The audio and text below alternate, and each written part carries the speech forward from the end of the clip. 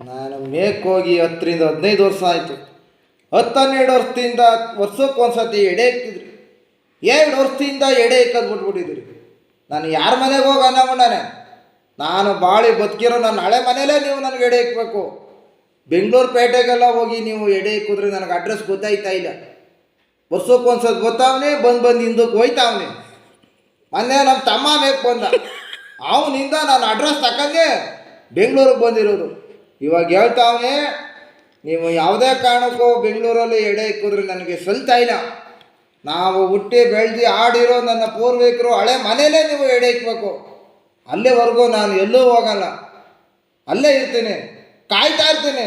ಮಹಾಲಯ ಹಬ್ಬದ ದಿವಸ ಅಲ್ಲಿ ಬಂದು ನೀವು ಎಡೆ ಇಕ್ಕಿ ನನಗೆ ಸಂಪೂರ್ಣ ನನ್ನ ಹೊಟ್ಟೆಗೆ ಅನ್ನ ಇಕ್ಕಿದ್ರೆ ನಿಮಗೆಲ್ಲ ಒಳ್ಳೇದು ಮಾಡಿಬಿಟ್ಟು ಹೋಯ್ತಾ ಇರ್ತೀನಿ. ಅಷ್ಟೇ ನಾನು ಕೇಳ್ಕೊಳ್ಳೋದು, ಇನ್ನೇನು ಕೇಳಿ.